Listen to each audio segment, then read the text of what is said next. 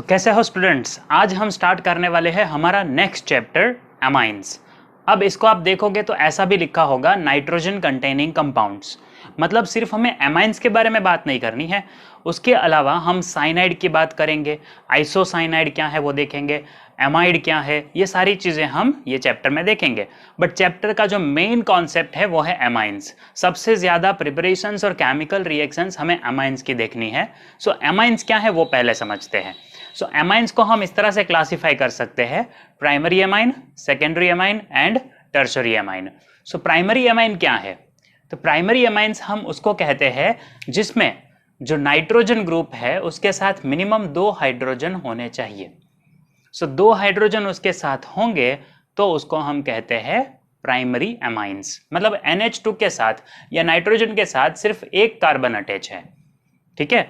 अगर ये नाइट्रोजन के साथ 2 कार्बन अटैच है तो हाइड्रोजन सिर्फ एक रहेगा, तो उसको कहते हैं सेकेंडरी एमाइन। और उसी तरह अगर नाइट्रोजन के साथ 3 कार्बन है, आप बोलोगे सर ये तो R है।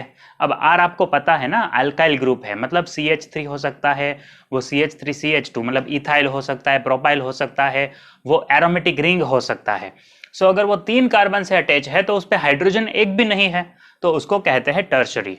और एक आ सकता है, एक और R आएगा तो ये नाइट्रोजन पॉजिटिव बन जाएगा, वो होता है क्वाटरनरी, ठीक है। बट वो मैंने यहाँ नहीं दिखाया। तो इस तरह से हम प्राइमरी, सेकेंडरी, टर्शरी ऐसे 3 एमाइंस दिखा सकते हैं। और अगर बेंजीन रिंग के साथ अटैच है NH2 तो इसको हम कहते हैं एरोमेटिक एमाइंस। सो इस तरह से 4 तरह के एमाइंस होते हैं। अब देखते हैं कुछ IUPAC nomenclature. So first I have given methanamine, CH3NH2, it is called methanamine. Methane, उसमें से एक हाइड्रोजन डिस्प्लेस हुआ, NH2 आया, सो उसको हम कहेंगे मिथेनेमाइन। अगर इथाइल ग्रुप है तो उसको कहेंगे इथेनेमाइन। सिर्फ पीछे एमाइन लगाना है, लेकिन ई निकाल के देखो, इथेन में से ई निकाल दिया, फिर एमाइन अटैच किया, ठीक है। अब अगर मान लो सेकेंडरी एमाइन है तो उसका नाम कैसे आएगा? एन इथाइल मिथेनेमाइन कहेंगे या एन मिथाइल इथेनेमाइन कहेंगे। सो इसमें आप ध्यान रखना, जो स्मॉलर चेन है उसको हम पहले लिखेंगे। वो नाइट्रोजन से अटैच है इसलिए हम लिखेंगे एन मिथाइल। इसका मतलब यह है कि यह मिथाइल ग्रुप नाइट्रोजन से अटैच है। और फिर हम लिखेंगे हमारा एमाइन। तो 2 कार्बन वाले एमाइन को हम क्या कहते हैं? इथेनेमाइन। सो इस तरह से IUPAC नेम याद रखो। अगर कभी ऐसा हो कि नाइट्रोजन पे 3 अल्काइल ग्रुप है, सो किसी एक को आप मेन चेन बनाओगे, वो कौन सा होगा? The longest one will be the main chain. अब आप बोलोगे सर यहाँ पे तो सब 2 कार्बन है। सपोज अगर यहाँ 3 कार्बन होते, यहाँ पे 2 कार्बन और यहाँ 1 कार्बन, सो 3 कार्बन वाला जो चेन है वो होता मेन चेन, मतलब प्रोपेनेमाइन लिखते। अभी इसको क्या लिखेंगे? इथेनेमाइन। लेकिन आगे हम क्या लिखेंगे? प्रीफिक्स में हम लिखेंगे ब्रांच। तो नाइट्रोजन पे 2 ब्रांच है, ये भी इथाइल है, ये भी इथाइल है। सो इसको हम लिखेंगे एन डाई इथाइल सॉरी। जैसे हम कार्बन में नंबरिंग करते हैं तो क्या लिखते हैं? सेकेंड कार्बन पे अगर 2 मिथाइल है तो हम क्या लिखते हैं? 2 डाइमिथाइल। उसी तरह ये एक ही नाइट्रोजन पे 2 इथाइल ग्रुप है तो हम क्या लिखेंगे? N diethyl. N diethyl नहीं लिखना है, एक नाइट्रोजन पे 2 इथाइल ग्रुप है, सो आप एन को 2 बार लिखोगे। सो एन डाई इथाइल, फिर इथेनेमाइन लिखोगे। सो इस तरह से IUPAC नोमेनक्लेचर सीखो। चैप्टर में बहुत सारे हम प्रोडक्ट बनाएंगे तो साथ में IUPAC नोमेनक्लेचर भी देखेंगे। वैसे भी GOC चैप्टर में हमने ये देख ही लिया है कि एमाइन का किस तरह से IUPAC नेम कर सकते हैं। अब देखते हैं आगे, एरोमेटिक कंपाउंड्स होंगे तो उसका IUPAC नेम कैसे लिखेंगे। तो सबसे पहले है बेंजीन पे NH2, मतलब ये वाला ही है, मैंने इसको ऐसे दिखा दिया। तो इसको आप पता है कॉमनली हम एनिलीन कहते हैं। अभी कंफ्यूजन नहीं होना चाहिए, एनिलीन को हम एज अ IUPAC नेम भी यूज करते हैं, बट अगर आपको चाहिए कि दूसरा भी इसका कुछ नाम है तो वो है बेंजीन एमाइन। ये फॉर्म में, एमाइन के फॉर्म में अगर आपको नाम चाहिए तो बेंजीन एमाइन है। अब बहुत सारे स्टूडेंट यहाँ पे गलती करते हैं, इसको बेंजामाइन लिख के आते हैं। ये बेंजामाइन नहीं है, ठीक है, ये क्या है? बेंजीन एमाइन पूरा लिखना है आपको। और अगर नाइट्रोजन पे, बेंजीन पे जो नाइट्रोजन है उसमें 2 मिथाइल ग्रुप है तो वो हो जाएंगे ब्रांचिंग, मतलब एन डाइमिथाइल, ठीक है, वो ब्रांच हो गए। एन डाइमिथाइल, फिर बेंजेनामाइन एज इट इज लिखेंगे। ओके अगर नाइट्रो आता है सब्स्टिट्यूएंट और वो पैरा पोजीशन पे है तो इसका कॉमन नेम है पैरा नाइट्रो एनिलीन, लेकिन आईयूपीएसी नेम क्या होगा 4 नाइट्रो एनिलीन। अब आपको एनिलीन नहीं लिखना है और बेंजीनमाइन लिखना है, so you can right it. देखो 4 नाइट्रो एनिलीन लिखा, उसकी जगह आप ऐसे भी लिख सकते हो 4 nitro benzenamine. You can write like this if you want. Benzenamine पीछे लिखना है तो भी लिख सकते हो। ओके दूसरा मेथड ये NH2 पे जब SO3H है तो इसका नाम है सल्फानिलिक एसिड। ठीक है, इसको हम क्या कहते हैं, एनिलीन पे जब पैरा पोजीशन पे SO3H है तो इसको हम कहते हैं सल्फानिलिक एसिड। याद रखो नेम्स। अब देखते हैं स्ट्रक्चर। इन जनरल एमाइन का स्ट्रक्चर क्या होगा, तो मैंने अभी यहाँ पे टर्शरी एमाइन लिया है। देखो नाइट्रोजन पे 3 कार्बन अटैच है तो ये टर्शरी एमाइन है। इसका नाम लिखना है तो ऐसे लिखेंगे NN डाइमिथाइल मिथेनेमाइन। किसी एक को आप मेन चेन बना दो मिथेनेमाइन, सो बाकी 2 हो गए ब्रांच NN डाइमिथाइल मिथेनेमाइन। बट यहाँ पे एक लोन पेयर है तो इसका मतलब इसमें जो हाइब्रिडाइजेशन है वो sp3 ही होगा। 3 बॉन्ड देख के ऐसा नहीं बोलना है sp2 हाइब्रिडाइजेशन। लोन पेयर जो है उसको भी हाइब्रिडाइजेशन में आप गिनोगे तो इसका हाइब्रिडाइजेशन है sp3। इवन एमोनिया होगा, एमोनिया तो उसमें भी sp3 होता है। देखो सिर्फ एमोनिया लिखा है हमने तो उसमें भी sp3 हाइब्रिडाइजेशन होता है।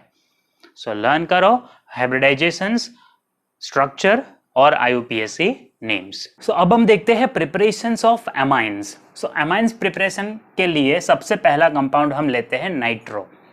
नाइट्रो का रिडक्शन करेंगे तो इजीली ऑक्सीजन रिमूव होगा और हाइड्रोजन वहां ऐड होगा। सो NO2 कन्वर्ट इनटू NH2, जिसके लिए हम कैटालिस्ट यूज करते हैं। सो देखिए रिएक्शन कैसे होगा।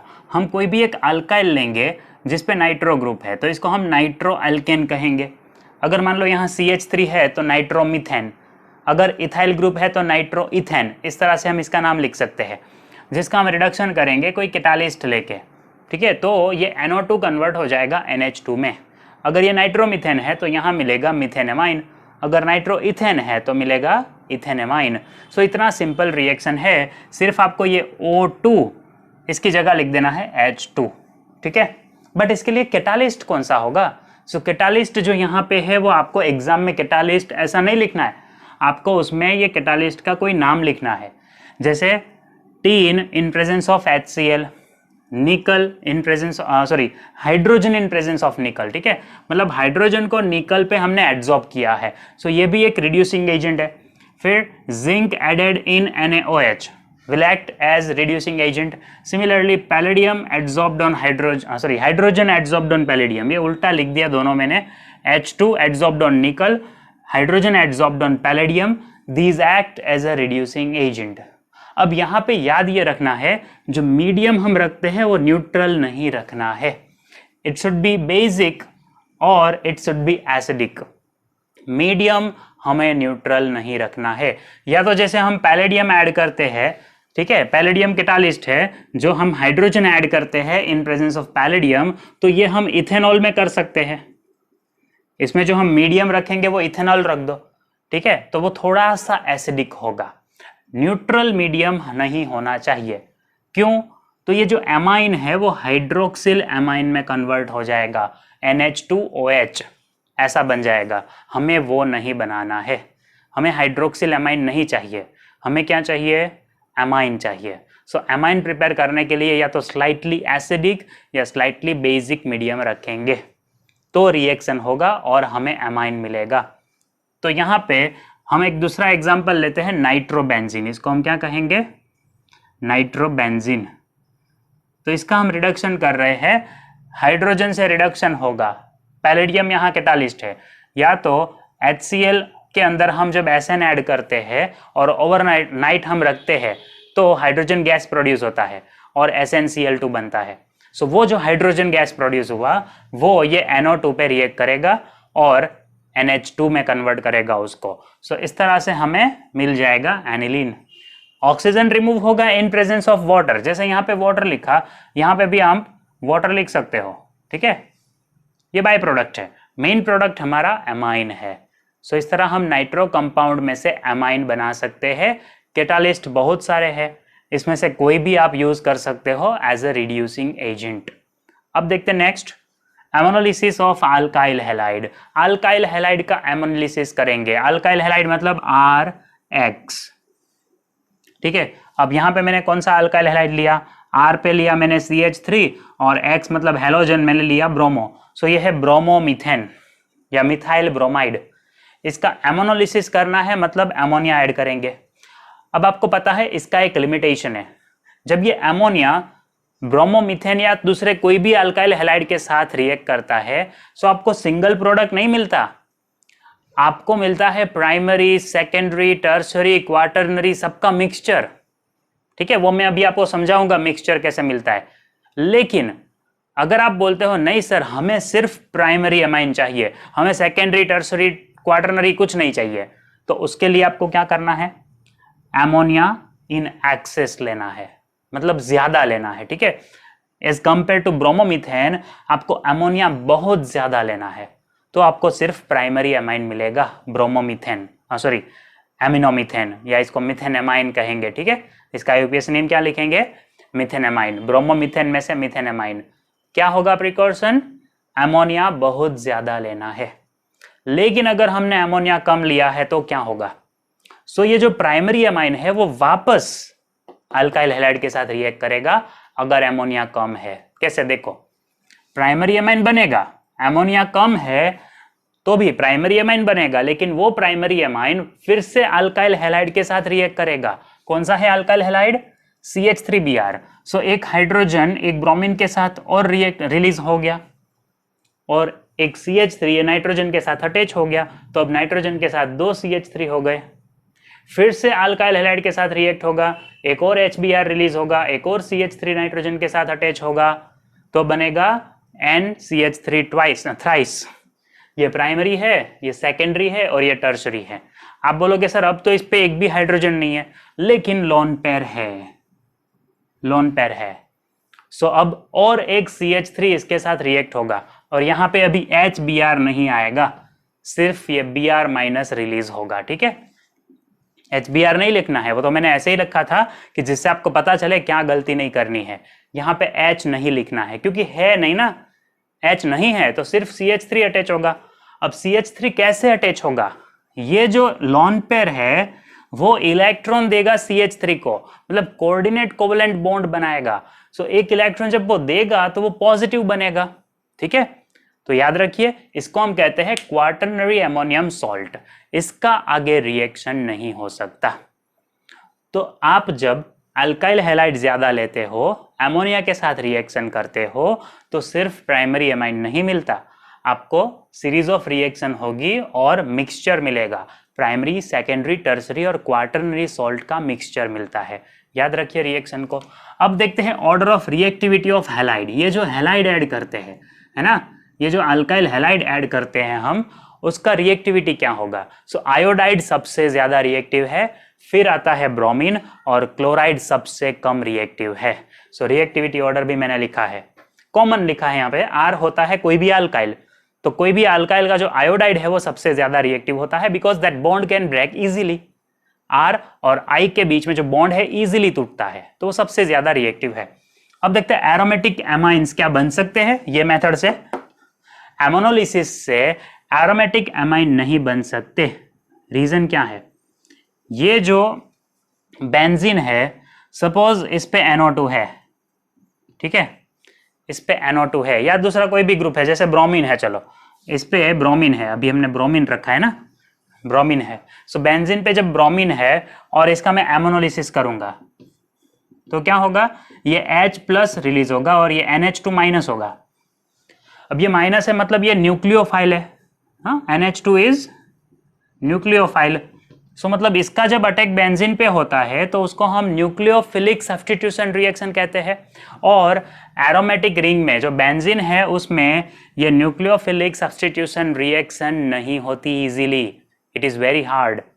सो याद रखो कि ये मेथड से, एमोनोलिसिस से, हम ब्रोमोबेंजीन में से या क्लोरोबेंजीन में से या कोई भी एरोमेटिक हैलाइड में से एरोमेटिक एमाइन नहीं बना सकते। आपको रीजन एक वर्ड में लिखना है तो क्या लिखोगे, SN reactions are not possible, है ना, SN रिएक्शंस ये नहीं होते हैं। समझाया मैंने आपको, NH2 माइनस है न्यूक्लियोफाइल, वो नहीं आ सकता, ब्रोमीन को रिप्लेस नहीं कर सकता, because this bond can not break easily. यहाँ पे sp2 हाइब्रिडाइजेशन है, बॉन्ड लेंथ छोटी है तो बॉन्ड स्ट्रॉन्ग है, इजीली नहीं टूट सकता, तो NH2 नहीं आ सकता, इसलिए रिएक्शन नहीं हो सकता, याद रखिए। अब देखते हैं नाइट्राइल या साइनाइड में से किस तरह हम एमाइन बना सकते हैं। इसके लिए भी हम करेंगे रिडक्शन, और यहाँ रिडक्शन के लिए हम यूज करेंगे निकल कैटालिस्ट, जिसमें हम हाइड्रोजन को एड्सॉर्ब कराते हैं। तो इसको हम ऐड करेंगे साइनाइड के अंदर। अब इसका नाम क्या लिखेंगे, ये जो साइनाइड है उसका नाम समझ लो पहले, कि इसको CH3 मतलब मिथाइल और CN मतलब साइनाइड, ऐसे भी लिख सकते हैं, मिथाइल साइनाइड, तो ये हो गया साइनाइड। बट इसको नाइट्राइल भी कहते हैं, इसका IUPAC नेम नाइट्राइल है। कैसे, ये नाइट्राइल है, सो ये क्या है, CH3C, इसको कहते हैं इथेन, तो इसका नाम होगा इथेन नाइट्राइल। मतलब ये दोनों कार्बन को हमने लॉन्ग चेन में कंसीडर किया है, तो उसका नाम होगा इथेन नाइट्राइल, और उसका कॉमन नेम होगा मिथाइल साइनाइड। ठीक है, तो ऐसे अगर मैं कहूँ प्रोपाइल साइनाइड, उसका IUPAC नेम क्या होगा, प्रोपेन नाइट्राइल नहीं होगा, ब्यूटेन नाइट्राइल होगा। प्रोपाइल साइनाइड का IUPAC नेम होगा ब्यूटेन नाइट्राइल। लिख के प्रैक्टिस करो तो समझ में आएगा। सो इस तरह से ये समझो आप, इथेन नाइट्राइल है। अब इसमें से कौन सा एमाइन बनेगा, तो जब हम हाइड्रोजन से रिडक्शन कराते हैं, या तो हम क्या कर सकते हैं, सोडियम एमालगम ऐड करेंगे ethanol as a solvent use करके, तो रिडक्शन होगा। ये जो ट्रिपल बॉन्ड है, इसमें जो दोनों पाई बॉन्ड है वो टूट जाएंगे, दोनों पाई बॉन्ड टूटेंगे तो ये कार्बन पे 2 हाइड्रोजन आने चाहिए और ये नाइट्रोजन पे 2 हाइड्रोजन आने चाहिए। सो हमें मिलेगा CH3 CH2 NH2। कार्बन और नाइट्रोजन दोनों पे 2 हाइड्रोजन आएंगे, तो ये हुआ रिडक्शन। तो इस तरह हमें साइनाइड में से एमाइन मिल सकता है। अगर मिथाइल साइनाइड या तो इथेन नाइट्राइल हमने लिया है तो इथेन एमाइन मिलेगा, प्रोपेन नाइट्राइल लिया तो प्रोपेन एमाइन मिलेगा, मतलब सेम नंबर ऑफ कार्बन वाला एमाइन मिलेगा।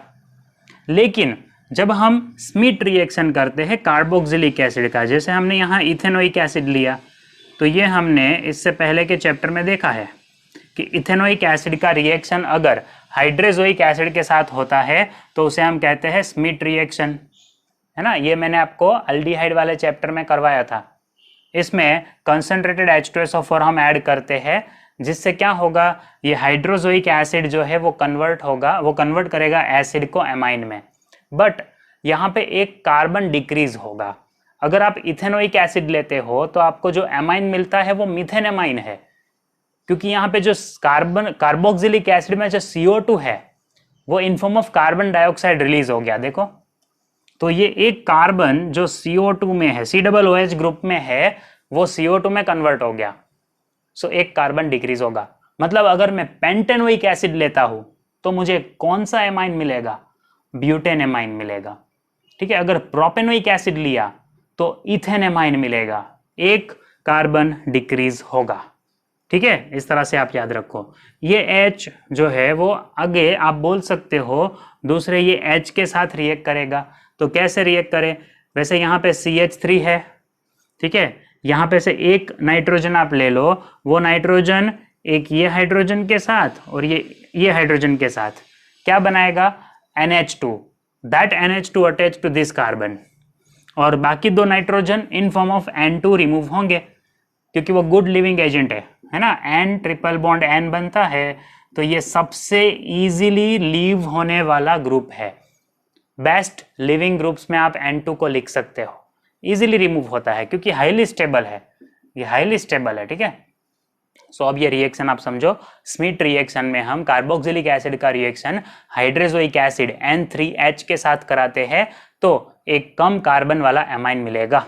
ठीक है, क्योंकि CO2 में कन्वर्ट हो गया कार्बोक्सिलिक ग्रुप। अब देखते हैं नेक्स्ट रिएक्शन, एमाइड में से किस तरह से हमें एमाइन मिल सकता है। सो यहाँ पे भी हम रिडक्शन करते हैं, यहाँ हम रिडक्शन करेंगे स्ट्रॉन्ग रिड्यूसिंग एजेंट से, लिथियम एल्यूमिनियम हाइड्राइड से। तो एमाइड में आपको जो ये CO कार्बोनिल ग्रुप जो दिखता है उसमें से ऑक्सीजन निकल जाएगा, वहां पे 2 हाइड्रोजन आएंगे, इतना सिंपल रिएक्शन है। ये ऑक्सीजन रिमूव करो और ये कार्बन पे 2 हाइड्रोजन रख दो, आ गए 2 हाइड्रोजन। सो आपके पास अगर इथेनेमाइड है, जिसको एसिटेमाइड भी बोलते हैं, IUPAC नेम है इथेनेमाइड, सो इथेनेमाइड कन्वर्ट इनटू इथेनेमाइन, आया समझ में। बट यहाँ पे कैटालिस्ट है लिथियम एल्यूमिनियम हाइड्राइड, और सेकेंड स्टेप में हम वाटर ऐड करते हैं। यहाँ पे 1 और 2 लिखा, उसका मतलब ये है ये 2 स्टेप में रिएक्शन होता है। In the very first step we add lithium aluminum hydride and in a second step we add water, तो हमें इथेनेमाइन मिलेगा। Now we see other reaction, Gabriel Thalamide reaction। इसको Gabriel Thalamide reaction इसलिए कहते हैं क्योंकि हम थैलिमाइड यूज करते हैं। सो थैलिमाइड हमने यूज किया, उसमें हम अल्कोहलिक KOH ऐड करेंगे, तो ये H OH के साथ H2O बनाएगा और पोटेशियम नाइट्रोजन के साथ अटैच हो गया, तो आप इसका नाम क्या लिखोगे? Potassium phthalimide. ये सिर्फ थैलिमाइड है, इसे कहेंगे पोटेशियम थैलिमाइड। अब इसमें ऐड करते हैं alkyl halide. Now see RX है, आप इसकी जगह CH3X या फिर CH3CH2X ऐसा कुछ भी ऐड कर सकते थे, ठीक है। हाँ, लेकिन आप हेलोएरिन्स नहीं ऐड कर सकते। हेलोएरिन्स आप ऐड करोगे तो वो पॉसिबल नहीं है, क्योंकि उसमें से आपको प्राइमरी एराइल अमाइन नहीं मिलेगा, क्योंकि उसका सब्स्टिट्यूशन रिएक्शन नहीं होता। उसका जो न्यूक्लियोफिलिक सब्स्टिट्यूशन रिएक्शन है वो पॉसिबल नहीं है। It is very hard to break the bond between halogen and carbon of benzene. So primary aryl amine नहीं बन सकता, अल्काइल अमाइन बन सकता है। सो कोई भी अल्काइल हैलाइड हम ऐड कर सकते हैं। अगर आप CH3X ऐड करोगे तो ये जो X है वो पोटेशियम के साथ रिलीज होगा और R वहां अटैच होगा। अगर आप CH3 यूज करते हो तो यहाँ पे CH3 आएगा, तो उसको क्या कहेंगे? Methyl phthalimide. अभी हमें नहीं पता ना कौन सा अल्काइल ग्रुप आएगा, तो इसका नाम क्या लिखेंगे? Alkyl phthalimide. याद रखना रिएक्शन ये। तो अल्काइल थैलिमाइड बनेगा जिसमें हम KOH ऐड करेंगे, तो ये H ये R के साथ, ये RN के साथ रिएक्ट होगा, ठीक है, और क्या बनाएगा? RNH2। It will convert into RNH2। आप बोलोगे सर यहाँ तो एक हाइड्रोजन है, बट ये हम 2 ऐड करते हैं, ठीक है। क्यों 2 ऐड करेंगे? यहाँ एक कार्बन है, यहाँ पे एक कार्बन है, दोनों कार्बन पे हमें एक एक OK रखना है, OK, ठीक है, समझ में आ रहा है? सो देखो COOK कैसे बना ये CO पहले से है, एक एक OK आ गया, समझ में आया? OK। तो अभी आप देखो 2 हाइड्रोजन आएंगे, वो 2 हाइड्रोजन ये नाइट्रोजन के साथ रिएक्ट होंगे, मतलब बॉन्ड यहां से टूटा, ये बॉन्ड टूटेगा, सो RN रिएक्ट विथ H2। सो ये हमारा मेन प्रोडक्ट है, एमाइन। ये जो एमाइन मिलता है वो मेन प्रोडक्ट है। अगर आप यहाँ CH3X ऐड करते हो तो यहाँ पे CH3NH2 मिलेगा। अगर आप यहाँ इथाइल हैलाइड ऐड करते हो तो यहाँ पे आपको इथेनेमाइन मिलेगा। सो इट डिपेंड्स कि आप ये सेकेंड स्टेप में कौन सा अल्काइल हैलाइड ऐड करते हो, उस हिसाब से आपको प्रोडक्ट मिलेगा। बट वो हेलोएरिन नहीं होना चाहिए, क्योंकि वो रिएक्शन ही नहीं करेगा, प्राइमरी एराइल अमाइन बनेगा ही नहीं, न्यूक्लियोफिलिक सब्स्टिट्यूशन रिएक्शन नहीं होता है। अब आगे देखो, हॉफमैन ब्रोमेमाइड डिग्रेडेशन। इसमें एक लिमिटेशन है, ये एमाइड का ब्रोमिनेशन हम कर रहे हैं, ठीक है, इसलिए ब्रोमेमाइड डिग्रेडेशन है ये। बट यहाँ पे हमें जो रिएक्शन मिलता है उसमें जो फाइनल प्रोडक्ट है एमाइन, उसमें कार्बन कम होगा। जैसे यहाँ पे भी देखो कम है एक कार्बन, एसिड की कंपेयर में कार्बन कम है। उसी तरह अगर हम यहाँ पे इथेनेमाइड लेते हैं तो ये कार्बन निकल जाता है, ये जो कार्बन है वो कन्वर्ट हो जाता है Na2CO3 में।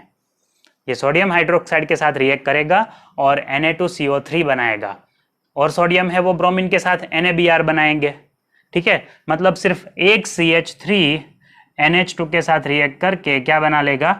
CH3NH2। सो ये बीच में जो कार्बोनिल ग्रुप है वो कन्वर्ट हो जाता है कार्बोनेट में। इसका मतलब हॉफमैन ब्रोमेमाइड डिग्रेडेशन से एक कम कार्बन वाला एमाइन मिलता है। अगर आपको एग्जैक्टली सेम कार्बन चाहिए तो आप एमाइड का क्या करोगे? Reduction by lithium aluminium hydride, ठीक है। तो ये रिएक्शंस याद रखो। अब हम देखेंगे प्रॉपर्टीज ऑफ एमाइंस, जिसमें सबसे पहला प्रॉपर्टी हम देखेंगे सॉल्युबिलिटी इन वाटर। तो यहाँ पे अगर हम प्राइमरी एमाइंस को कंपेयर करें, सो नंबर ऑफ कार्बन जैसे जैसे इंक्रीज होंगे वैसे सॉल्युबिलिटी डिक्रीज होगा। तो अगर हमारे पास एक कार्बन वाला एमाइन है मिथेनेमाइन, तो उसका सॉल्युबिलिटी सबसे ज्यादा होगा।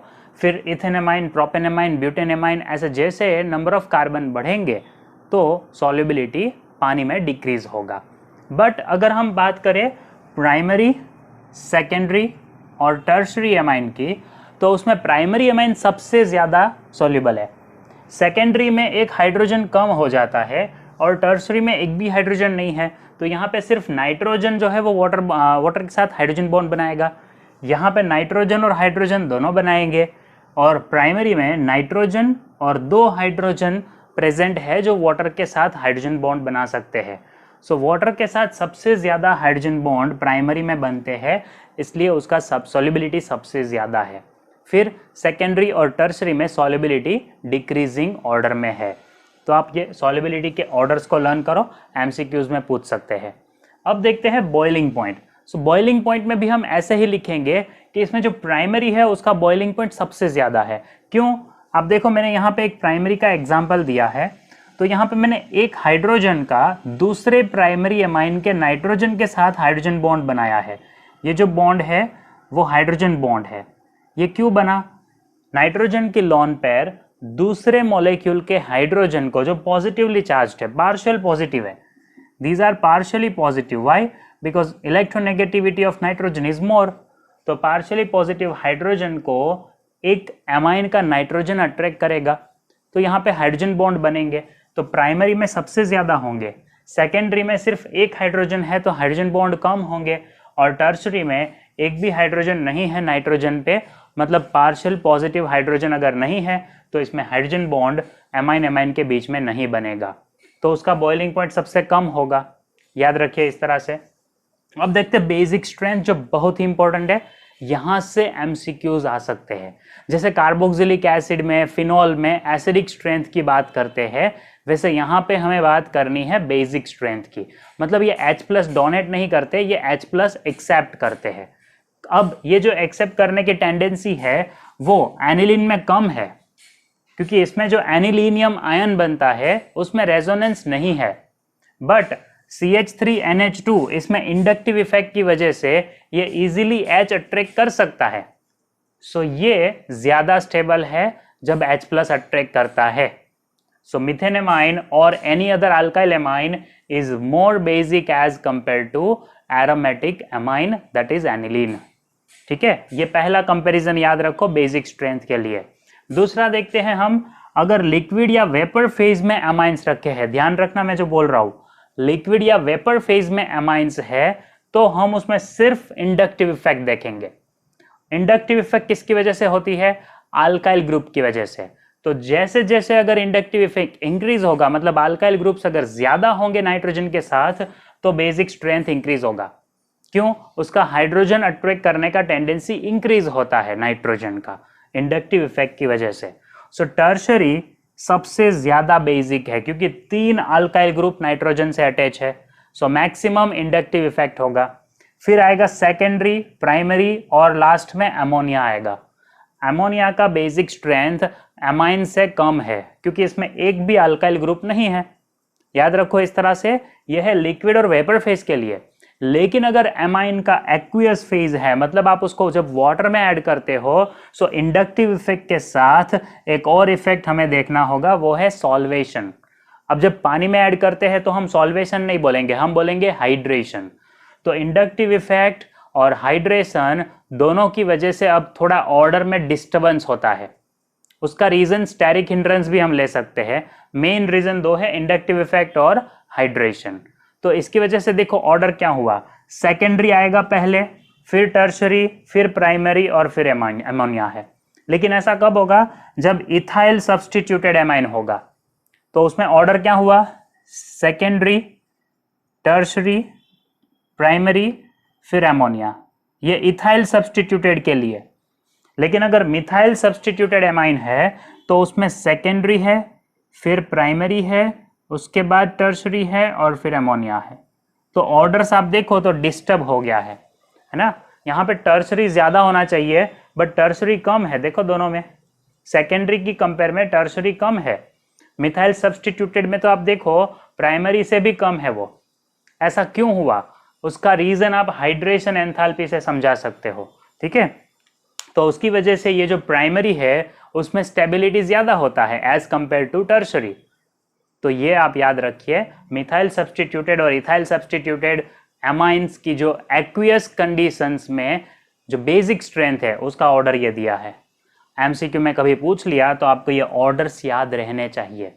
लॉजिक बहुत इंपॉर्टेंट है। लॉजिक मैंने आपको यहाँ लिख दिया कि क्यों ये बेसिक स्ट्रेंथ ज़्यादा है, बट कभी कभी क्या होता है, लॉजिक को आप याद करने बैठते हो तो आपका टाइम चला जाता है, इसलिए ऑर्डर्स को याद भी रखो। मैं आपको रट्टा मारने के लिए नहीं बोल रहा, आपको लॉजिक पता है कोई बात नहीं, बट जो ऑर्डर्स है उसको याद नहीं रख पाओगे अगर, तो गलती होगी। तो इसलिए ऑर्डर्स याद रखो तो एमसीक्यूज क्विकली आप सॉल्व कर पाओगे। और based on basic strength, acidic strength, आप अगर पास्ट ईयर क्वेश्चंस देखो तो आपको क्वेश्चंस मिल जाएंगे। ठीक है, अब देखते हैं नेक्स्ट। हमने तो यहाँ बात की वो एलिफेटिक एमाइंस की बात की। अब अगर एरोमेटिक एमाइंस है तो उसके लिए क्या होगा, तो उसके लिए हम देखेंगे इलेक्ट्रॉन डोनेटिंग ग्रुप और इलेक्ट्रॉन विड्रॉइंग ग्रुप। अगर एरोमेटिक एमाइंस यानी कि एनिलीन पे इलेक्ट्रॉन डोनेटिंग ग्रुप आते हैं, मतलब जो इलेक्ट्रॉन देते हैं, इलेक्ट्रॉन रिलीजिंग ग्रुप्स है, तो उसकी वजह से प्लस आई इफेक्ट होगा। मैं इफेक्ट लिखना भूल गया, प्लस आई इफेक्ट होगा, जिससे क्या होगा, बेसिक स्ट्रेंथ इंक्रीज होगा। ऐसे कौन से ग्रुप्स है इलेक्ट्रॉन डोनेटिंग ग्रुप, तो बहुत ही इंपॉर्टेंट है ये तीन ग्रुप्स, मिथाइल, एल्कोक्सी और NH2। तो एमाइन, फिर ये मिथॉक्सी है, अभी यहाँ पे कोई भी दूसरा एल्कोक्सी ग्रुप हो सकता है, या मिथाइल लिखा है तो यहाँ पे कोई भी अल्काइल ग्रुप हो सकता है। तो इसकी वजह से क्या होता है, प्लस आई इफेक्ट इंक्रीज होता है, जिससे क्या होगा, H+ लेने का टेंडेंसी इंक्रीज होगा, मतलब बेसिक स्ट्रेंथ इंक्रीज होगा। लेकिन अगर इलेक्ट्रॉन डोनेट विड्रॉइंग ग्रुप है, उसका काम इलेक्ट्रॉन खींचना होता है, मतलब यहाँ पे ये माइनस आई इफेक्ट दिखाता है। माइनस आई इफेक्ट दिखाएगा तो नाइट्रोजन पे क्या होगा, पॉजिटिव चार्ज इंक्रीज होगा, इलेक्ट्रॉन डेंसिटी डिक्रीज होगा। तो वो जो आने वाले H+ है उसको रिपेल करेगा, वो H+ को ले नहीं सकता, उल्टा वो H+ डोनेट करेगा। तो इसकी वजह से जो बेसिक स्ट्रेंथ है वो डिक्रीज होगी। इलेक्ट्रॉन विड्रॉइंग ग्रुप अगर आते हैं एरोमेटिक एमाइन पे, तो उससे क्या होगा, जो ये बेसिक स्ट्रेंथ है वो डिक्रीज होगी। अब ये दोनों हमने पता कर लिया, इलेक्ट्रॉन डोनेटिंग ग्रुप से बेसिक स्ट्रेंथ इंक्रीज होगी, इलेक्ट्रॉन विड्रॉइंग ग्रुप से बेसिक स्ट्रेंथ डिक्रीज होगी। लेकिन इसमें से कोई भी ग्रुप, जैसे इलेक्ट्रॉन विड्रॉइंग ग्रुप कौन कौन से है, नाइट्रो, हेलोजन, साइनाइड, ये सब इलेक्ट्रॉन विड्रॉइंग ग्रुप है। तो चाहे इलेक्ट्रॉन विड्रॉइंग ग्रुप या इलेक्ट्रॉन डोनेटिंग ग्रुप अगर ऑर्थो पोजिशन पे प्रेजेंट है, ऑर्थो मतलब क्या होता है, मैं अगर ये दिखा दूं एनिलीन, तो ये एनिलीन के ऑर्थो पे आप चाहे CH3 लिख दो या तो चाहे आप NO2 लिख दो। अभी मैं चलो CH3 लिखता हूं। सो आप बोलोगे सर CH3 की वजह से क्या होगा, इसका बेसिक स्ट्रेंथ इंक्रीज होगा, एनिलीन से ज्यादा होगा basic strength, but it is wrong. Ortho substituted aromatic amines का जो बेसिक स्ट्रेंथ है वो कम है, it is weaker base as compare to aniline, this is less basic. चाहे वहां पे इलेक्ट्रॉन डोनेटिंग ग्रुप रखा हो या इलेक्ट्रॉन विड्रॉइंग ग्रुप रखा हो ऑर्थो पे, उससे बेसिक स्ट्रेंथ डिक्रीज होता है।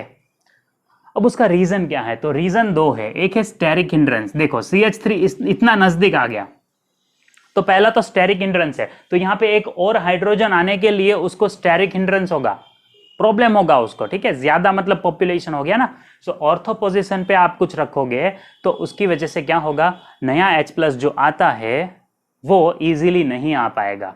रीजन स्टेरिक हिंड्रेंस बोलो या इसको इलेक्ट्रॉनिक फैक्टर बोलो, कि ये जो CH3 है उस पे इलेक्ट्रॉन्स तो होते हैं ना, तो नया H जो आएगा उसको रिपेल करेगा वो, ठीक है। तो इस तरह से इलेक्ट्रॉनिक फैक्टर या स्टेरिक हिंड्रेंस की वजह से ये कम बेसिक है, ऑर्थो सब्सटीट्यूटेड।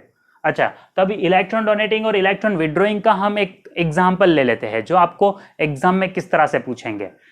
जैसे ये कौन सा एग्जाम्पल है, ये आप इसको टॉल्यूइन बोलो तो ये एमिनो है, ठीक है। बट अगर यहाँ पे मैं CH3 को मिथाइल बोलूँ तो 4 मिथाइल एनिलीन, ये एनिलीन, और ये 4 नाइट्रो एनिलीन। अब ये तीनों को आप अरेंज करो, तो मैंने अभी अरेंज करके दे दिया है। सो जिसमें इलेक्ट्रॉन डोनेटिंग ग्रुप जो है प्लस आई इफेक्ट जो दिखाता है उसका बेसिक स्ट्रेंथ सबसे ज्यादा होगा, इलेक्ट्रॉन विड्रॉइंग ग्रुप जो है उसका बेसिक स्ट्रेंथ सबसे कम होगा, ठीक है, और एनिलीन बीच में आएगा, याद रखो इस तरह। अच्छा, अगर एसिडिक स्ट्रेंथ की बात होगी, जैसे यहाँ पे मैं COOH लिख दूँ, है ना, benzoic acid, COOH COOH COOH, और मैं एसिडिक स्ट्रेंथ पूछूं तो ट्रेंड उल्टा हो जाएगा। -I effect increases acidic strength, +I effect decreases acidic strength. ठीक है, बेसिक स्ट्रेंथ में क्या है, -I decreases basic strength and +I increases basic strength. So इसमें कंफ्यूजन नहीं होना चाहिए, उल्टा है ऐसा याद रख लो। +I बेसिक स्ट्रेंथ के साथ जो करता है एसिडिक स्ट्रेंथ के साथ उससे उल्टा करेगा। इस तरह बहुत ही सिंपल वे में आप याद रखो तो कोई कंफ्यूजन नहीं होगा। So students, now we are going to see chemical reactions of amines, या इसको आप बोल सकते हो केमिकल प्रॉपर्टीज ऑफ एमाइंस, जिसमें हम एमाइंस की कुछ रिएक्शंस देखेंगे। सबसे पहला रिएक्शन है अल्काइलेशन। अब अल्काइलेशन कैसे होगा देखिए, हम एग्जांपल लेते हैं एक सिंपल एमाइन का CH3NH2, जिसका अल्काइलेशन करना है हमें CH3Cl से। सो अल्काइलेशन में ये एक H और यहाँ से एक Cl दूर होगा, मतलब हमें रिमूव करना है HCl, एक H और एक Cl। सो अटैचमेंट होगा ये CH3 का N के साथ, CH3NH CH3, एक हाइड्रोजन यहां से कम हो गया। सो प्राइमरी एमाइन में से हमें सेकेंडरी एमाइन मिला। आगे इसका रिएक्शन और हो सकता है अगर हम ज्यादा अल्काइल हैलाइड ऐड करें।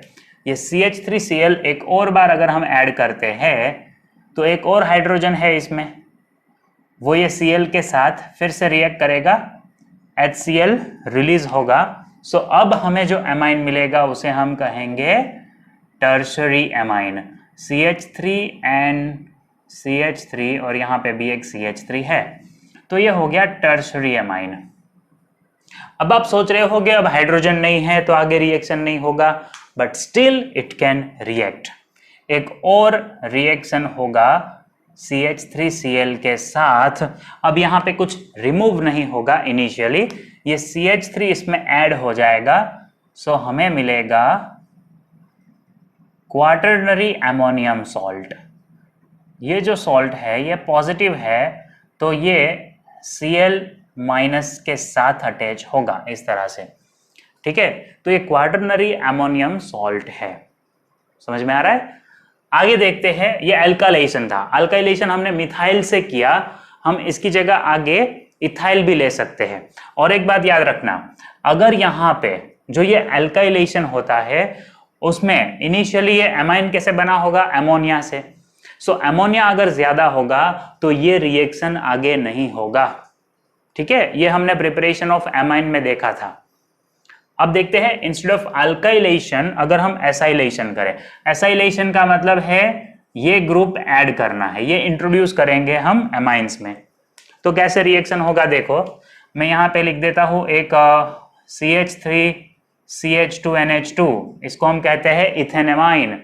Now this ethanamine react with CH3COCl, ethanoyl chloride या एसिटाइल क्लोराइड भी बोल सकते हो इसको। दिस इज एसिटाइल क्लोराइड और you can say ethanoyl chloride as IUPAC name. यहाँ पे भी एक H और एक Cl, मतलब कि HCl दूर होगा।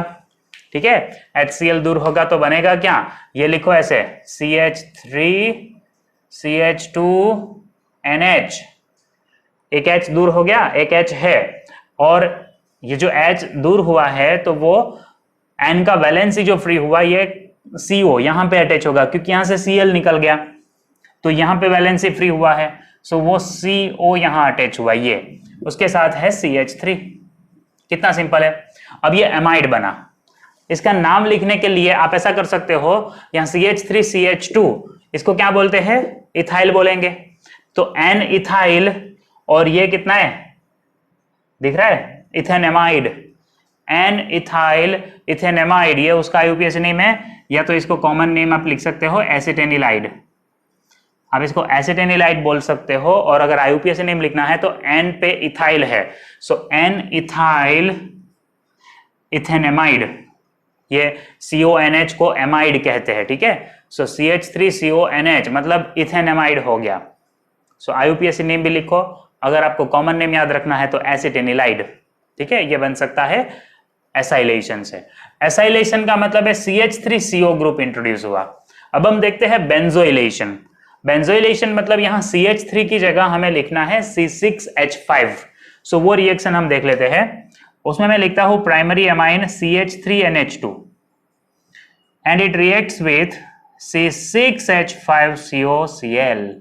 बेंजोइल क्लोराइड है ये, इसका नाम क्या लिखेंगे? This is benzoyl chloride. तो बेंजोइल क्लोराइड का रिएक्शन होगा तो यहां पे भी HCl रिमूव होगा और ये CH3NH अटैच हो जाएगा CO और बाद में C6H5 के साथ। ठीक है, तो यहां पे जो प्रोडक्ट मिल रहा है इसका नाम आप क्या लिखोगे? N methyl benzamide. इसका नाम आपको लिखना है, तो एन पे मिथाइल है, so you can write like this, N methyl फिर C6H5CONH, इसको कहते हैं बेंजामाइड।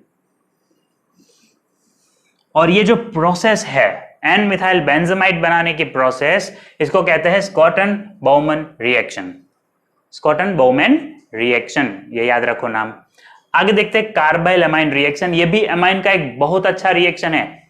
ये रिएक्शन तब होगा जब अमाइन मतलब प्राइमरी अमाइन है ना, प्राइमरी अमाइन जब रिएक्ट करता है किसके साथ? क्लोरोफॉर्म और KOH के साथ।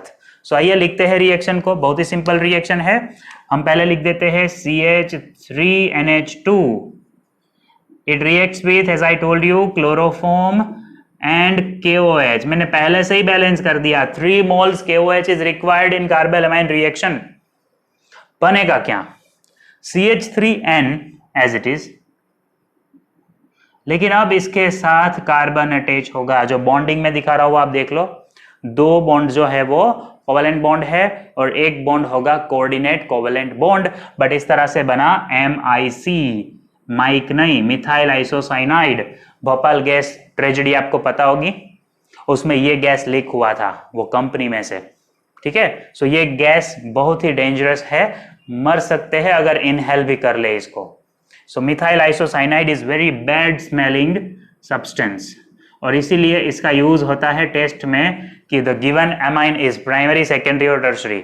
अगर प्राइमरी अमाइन है तो वो कार्बाइल अमाइन रिएक्शन देगा, ये रिएक्शन वो देगा प्राइमरी अमाइन, और बैड स्मेल प्रोड्यूस होगी। ठीक है, लेकिन ध्यान रखना है मर जाओगे, ज्यादा स्मेल नहीं करना है। थोड़ा सा टेस्ट भी कर लो तो भी मर जाओगे, तो इसलिए याद रखो इसको हम कभी टेस्ट नहीं करेंगे, स्मेल नहीं करेंगे, बनाएंगे भी नहीं कहीं कभी। ठीक है, बट हमें रिएक्शन देखना है। तो कार्बाइल अमाइन रिएक्शन क्या है? Amine when react with chloroform and KOH produces isocyanide. ठीक है, ये मिथाइल आइसोसाइनाइड हुआ क्योंकि मिथेन अमाइन में से है। बाय प्रोडक्ट्स क्या होंगे? ये K 3 है, Cl भी 3 है, तो 3KCl लिख दो। हाइड्रोजन 3 और यहां पे 1 और यहां 2, टोटल 6 हाइड्रोजन है, सो 3H2O रिलीज हो जाएगा। ऐसा होता है, 6 हाइड्रोजन है तो 3H2O, ऑक्सीजन भी 3 होने चाहिए ना, ये रहे 3 ऑक्सीजन। सो ये दोनों बाय प्रोडक्ट है। मेन प्रोडक्ट है आइसोसाइनाइड। ठीक है, इसको आइसोसाइनाइड टेस्ट भी बोल सकते हो, कभी लिखा होगा आइसोसाइनाइड टेस्ट क्या है। सो मिथेन अमाइन में से आइसोसाइनाइड बनाने की प्रोसेस, कार्बाइल अमाइन प्रोसेस। ठीक है, देख लो रिएक्शंस, कोई कंफ्यूजन इसमें नहीं होना चाहिए। अब आगे देखते हैं next, reaction with nitrous acid. Nitrous acid के साथ कैसे रिएक्शन होगा? ले लेते हैं मिथेन अमाइन और नाइट्रस एसिड पता है ना आपको, HNO2। अब ये HNO2 को आप ऐसे भी लिख सकते हो HONO। जनरली ये बनता है, ये होता नहीं है लैब में, ये रिएक्शन में बनता है। कैसे बनता है?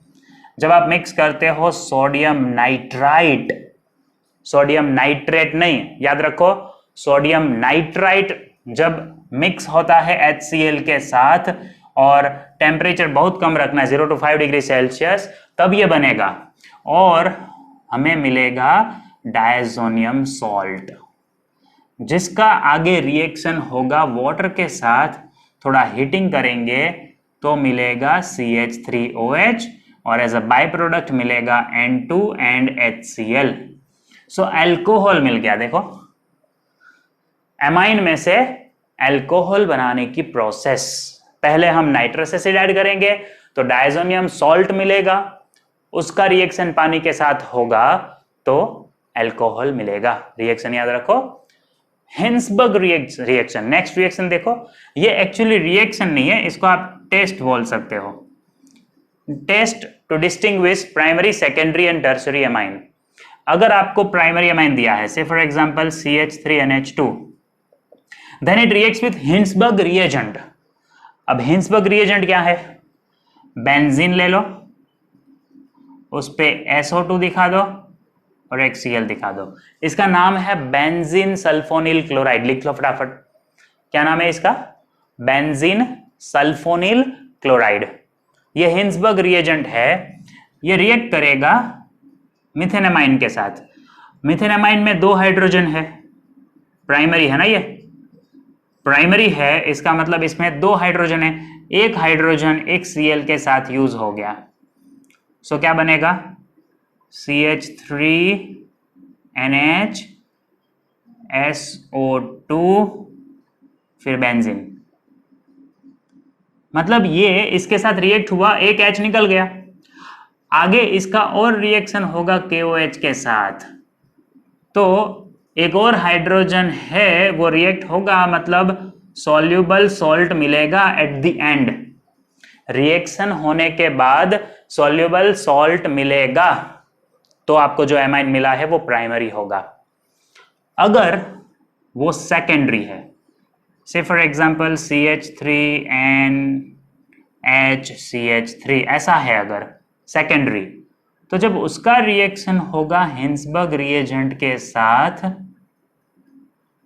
HCl रिमूव होगा, तो ये एक H है वो भी यूज हो जाएगा HCl बनाने में। सो अब आपको मिलेगा CH3NCH3, ये अटैच हो जाएगा SO2 और बाद में है बेंजीन। अब अगर इसमें आप KOH ऐड करोगे तो कुछ होगा नहीं, इट रिमेन्स इनसॉल्यूबल। इसमें एक भी हाइड्रोजन अब नहीं बचा, तो KOH के साथ आगे रिएक्शन नहीं होगा, इनसॉल्यूबल रहेगा वो। ठीक है, याद रखो ऐसे। तो सेकेंडरी होगा ये। अगर KOH के साथ सॉल्यूबल हो गया तो वो होगा प्राइमरी। अगर KOH ऐड करने से इनसॉल्यूबल रहा तो वो होगा secondary. What happens if it is tertiary? अगर टर्शरी होगा तो क्या होगा? तो टर्शरी है, उसमें एक भी हाइड्रोजन नहीं है, तो अगर उसमें आप ये बेंजीन सल्फोनिल क्लोराइड ऐड करते हो तो आप लिखोगे नो रिएक्शन। फिर रिएक्शन होगा ही नहीं जब हाइड्रोजन ही नहीं है। जब हाइड्रोजन ही नहीं है तो ये Cl किसके साथ रिमूव करोगे? नो रिएक्शंस आप लिखोगे, मतलब रिएक्शन होगा ही नहीं अगर टर्शरी एमाइन है।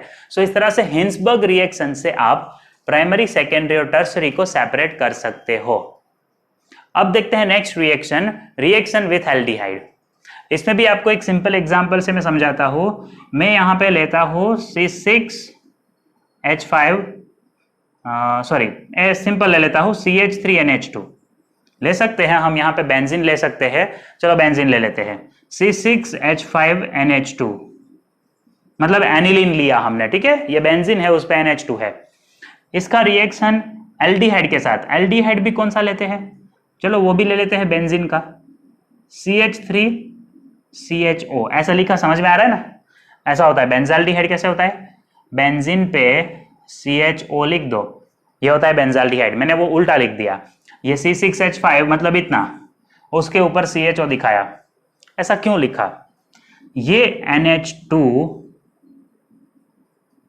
में से ये जो हाइड्रोजन्स है वो ये ऑक्सीजन के साथ रिमूव होंगे जब आप इसको हीट करते हो, ठीक है। When you heat aniline with benzaldehyde in presence of ZnCl2, ZnCl2 की प्रेजेंस में जब हीट करते हो तो क्या होगा, ये H2 और ये O रिमूव होंगे। सो आपको यहां पे मिलेगा C6H5N, डबल बॉन्ड हो जाएगा, ये ऑक्सीजन और ये H2 रिमूव हुआ तो कार्बन और या नाइट्रोजन के बीच में डबल बॉन्ड हो जाएगा और फिर C6H5।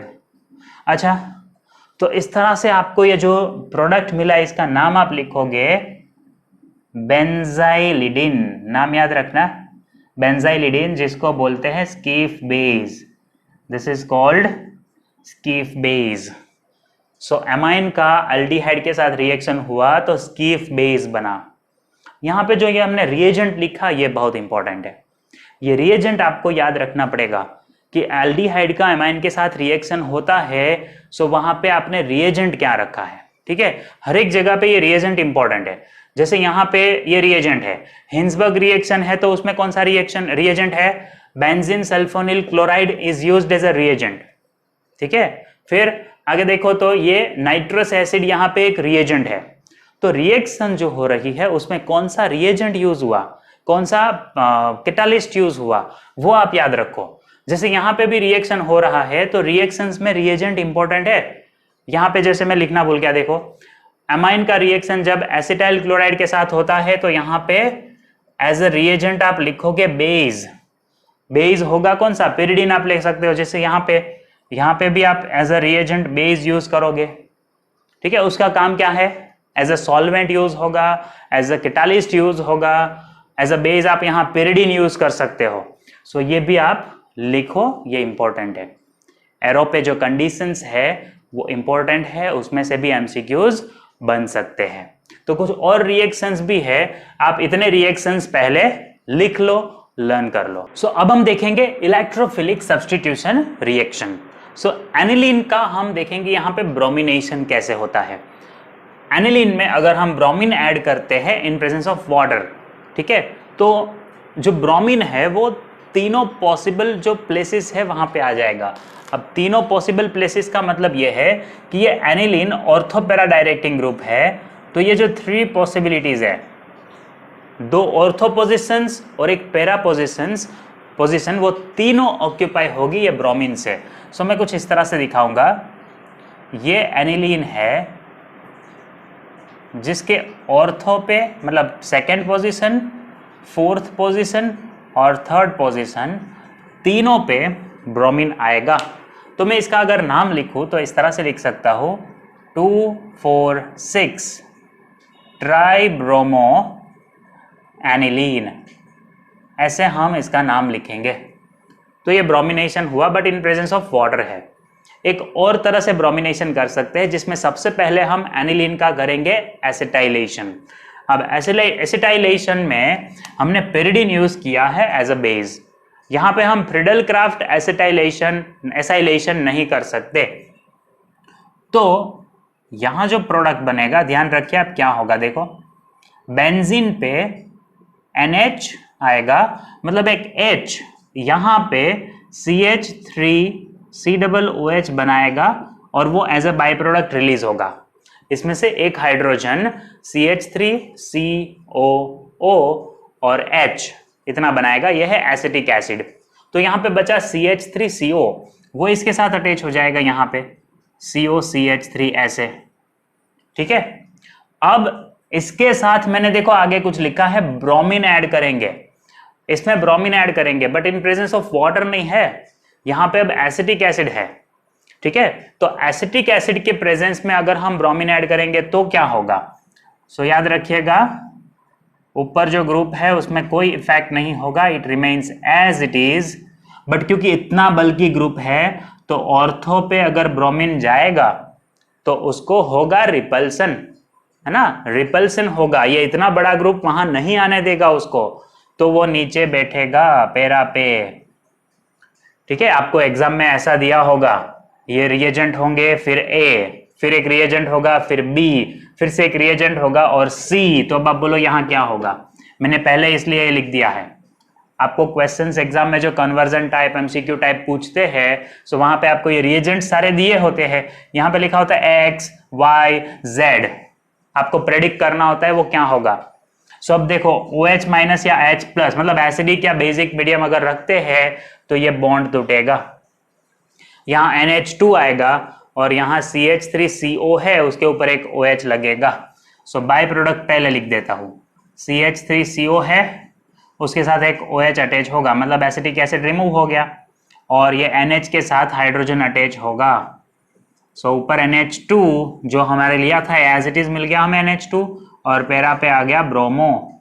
क्या नाम लिखोगे इसका, बोलो, पैरा ब्रोमो एनिलीन।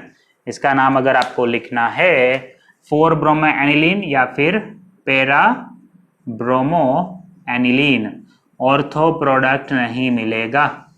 ठीक है, समझ में आ रहा है? ये हमने इसलिए पहले एसाइलेशन कर दिया। आगे देखते हैं सल्फोनेशन। अब सल्फोनेशन के लिए हम कंसंट्रेटेड H2SO4 ऐड करते हैं। ठीक है, तो कंसंट्रेटेड H2SO4 ऐड करने से होगा क्या वो देख लो। डायरेक्टली वो ऑर्थो या पैरा पे नहीं जाएगा, वो अटैच होगा पहले NH2 के साथ, NH3 plus and HSO4 minus, इस तरह से अटैच होगा। अब जब इसको हम हीट करेंगे 453 टू 473 केल्विन टेम्परेचर पे, तब एक वाटर मॉलिक्यूल निकलेगा। यहां से H, ये H और यहां से ऑक्सीजन लेके वाटर मॉलिक्यूल निकलेगा, बचेगा HSO3 माइनस, वो नीचे आ जाएगा। तो क्या बनेगा देखो, अब जो प्रोडक्ट बनेगा वो देख लो आप, NH2 और नीचे आएगा SO3H, ये अटैच हुआ। अब इसका नाम आप क्या लिखोगे? इसको आप बोलोगे sulphanilic acid. Benzene sulphonic acid है बट ऊपर NH2 है, इसलिए इसका नाम आपको लिखना होगा सल्फानिलिक एसिड, जिसका आगे रिएक्शन होगा। ठीक है, तो इसमें से बनेगा ज्विटर आयन। ये H रीअरेंजमेंट से ऊपर शिफ्ट हो सकता है, तो अगर वो ऊपर गया तो ऊपर NH3 प्लस और नीचे SO3 माइनस। तो ये माइनस और ये प्लस दोनों आयंस पॉसिबल है, तो ये एसिड के साथ भी रिएक्ट कर सकता है, ये बेस के साथ भी रिएक्ट कर सकता है, इसीलिए हम इसका नाम क्या लिखते हैं? Zwitter ion. This is called zwitter ion. ठीक है, क्योंकि वो एसिड के साथ भी रिएक्ट करेगा और बेस के साथ भी रिएक्ट करेगा। अब आगे देखते हैं next reaction, nitration. Concentrated HNO3, concentrated H2SO4, ये दोनों को जब मिक्स करते हो उसको कहते हैं nitrating reagent. It react with aniline, और एनिलीन के साथ रिएक्ट होके वो देता है 3 प्रोडक्ट, पैरानाइट्रो, फिर बोलो मेटानाइट्रो और ऑर्थोनाइट्रो। तीनों प्रोडक्ट देता है वो, paranitro aniline, metanitro aniline, orthonitro aniline. लेकिन इसमें जो परसेंटेज है वो कुछ ऐसे है, ये 51% मिलता है, ये 47% मिलता है। सो जो बाकी बचेगा वो होगा ऑर्थो, मतलब बहुत कम, 2%। मतलब पैरानाइट्रो एनिलीन का स्टेबिलिटी ज्यादा है, वो ज्यादा मिलेगा, मेटा थोड़ा कम मिलेगा, और ऑर्थोनाइट्रो नेग्लिजिबल अमाउंट में हमें मिलता है। तो याद रखिए, जब नाइट्रेशन करते हैं तो इस तरह से मिक्सचर मिलेगा। लेकिन आप बोलो कि सर हमें सिर्फ पैरानाइट्रो एनिलीन चाहिए, तो क्या करना है? सो आप फिर से ऐसा करोगे, पहले उसका एसाइलेशन करोगे, ठीक है, फिर उसमें ब्रोमीन ऐड करना है, उसकी जगह आप क्या करोगे? नाइट्रेशन करोगे उसका, तो नाइट्रो ग्रुप यहां पे आ जाएगा, फिर OH माइनस या H प्लस, मतलब एसिडिक या बेसिक मीडियम दे दो, तो ये बन जाएगा NH2।